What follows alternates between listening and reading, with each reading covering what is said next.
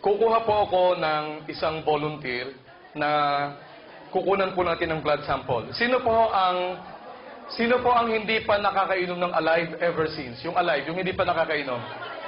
Okay? Ang dami. Ang dami pa, no? Sino naman doon sa mga nagtaas ng kamay, yung naka 1 hour ago nang kumain ng lunch? Anong oras kayo kumain? Yung medyo matagal na hong kaninang kumain. Kasi po, pakakainin ko kayo. Ayan, pakakainin ko kayo. Kaya lang isa lang. Isa lang mo yung pakakainin natin. Libre po yon, walang bayad. At isa pa, maganda doon, nakalibre kayo ng live blood analysis. Alam po ninyo ang live blood analysis, nakikita po ninyo dito yung talagang itsura agad ng dugo ninyo. Gusto ko pong patunayan sa inyo, hello, gusto ko pong patunayan sa inyo na lahat po na nagiging sakit natin nanggagaling sa pagkain natin. Naniniwala kayo? Sangayon po kayo sa sinabi ko? Bukod sa mga bakterya, mga viruses, karamihan po ng sakit natin dahil sa ating kinakain. At yun ang gusto kong patunayan ngayong araw na to at malaki po ang may tutulong sa inyo ng Alive. Kaya po itong akin lang nire-recommend na food supplement. Okay. So, ang gagawin po natin, doon sa kung sino man yung volunteer natin, pakakainin ko siya ng mga pagkain na malimit natin kinakain. And then, after 1 hour, kukunan ko po siya ng blood sample. Okay? Pakikita ko sa inyo ano itsura ng dugo niya after 1 hour. Tapos po, ipagpapatuloy ko yung aking lecture hanggang sa matapos. At the end of my lecture, bago pala maipakita ko pa yung blood sample, bibigyan ko po siya ng Alive. Painumin po natin ng Alive. At the end of my lecture, tingnan natin yung kanya uling blood sample na makatapos ng minom ng Alive. And let's see what's the difference. Tingnan natin. Interesting? Ba? Okay. So, sino po ang gusto kong maging volunteer, yung hindi pa ho nakakainom ng Alive at nakakain na mga 1 or 2 hours ago? Sino pipili? Sino? Kaya na lang. Bibigyan po natin na ito yung mga ipapakain po natin na malimit natin kinakain. Bagong bili po ito, sponsored by Sir Arnel Limpin. Siya po ang bumili nito. Ayan. Bibigyan po natin ng pampasira ng bato. Okay. Bibigyan po natin ng pampataas ng kolesterol. Ayan. Ayan. At saka, French fries. Bibigyan natin ng French fries. Sino mahilig sa French fries? Taas ang kamay. Ayan. Ako, ang dami ko na magiging pasyente. Okay. Sige, mamaya ko sasabihin ano ang makukuha ninyo sa French fries.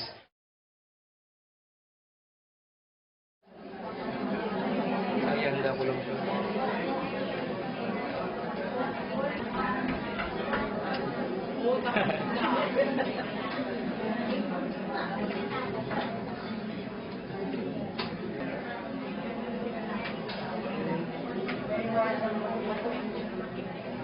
Hindi, wala.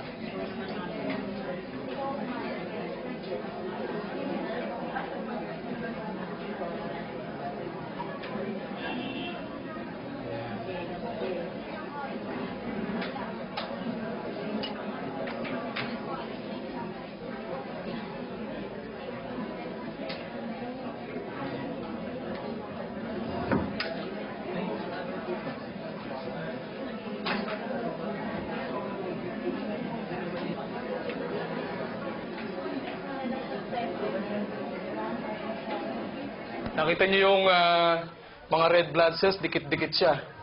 Dikit-dikit. Ayun. So wala kayong makitang hiwalay na red. Ito po, hindi. Ano po yan? Doon lang po yan sa lente nung microscope. Tingnan, pagka ginalaw ko, hindi sasama. So yun po, dumi lang po doon sa lente. Oh, yun, doon pa rin siya. So yan po yung tinatawag nating Rouleau formation na the red blood cells tend to be sticky. Masyadong madidikit sila. Kasi acid na acid. So, ang pinakain natin ay soft drinks, French fries, at saka hamburger. Ayan. Pag kumain kayo ganito, gusto nyo magkaganto ang dugo nyo, kain kayo lagi ganito. Araw-araw, maya-maya, kumain kayo ng kumain. Para wala na hong dumaloy na dugo sa inyong, ayan. Okay? Ayan. Wala kayong makikita. Lahat, Di ba? Bigyan ng alive si ma'am. Sino may alive? Alive. Okay. Yun, yun na si ma'am. Lagyan yung tubig. Yan ha. Close tayo na.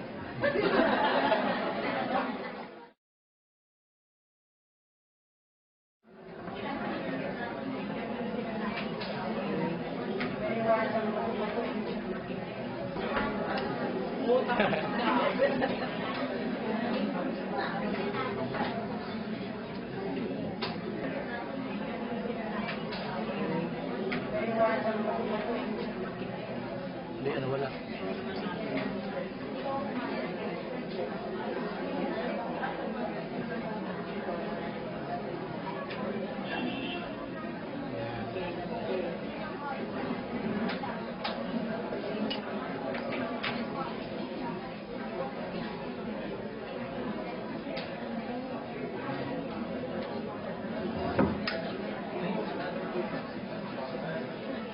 Ayan. Hiwalay na po siya. See? Oh. Ayan. Kita nyo, buhay na buhay ang mga red blood cells niya. Hiwa-hiwalay na po. At malulusog na, masisigla na sila.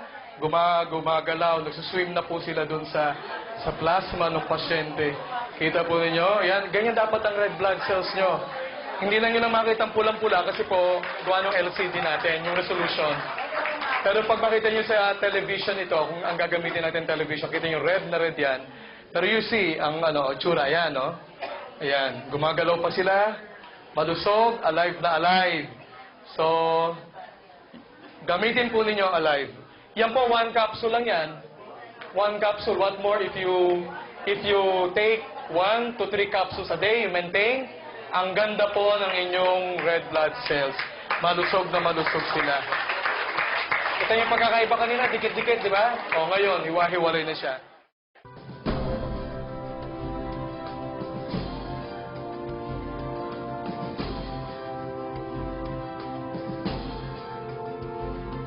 AIM Global, keeping dreams alive.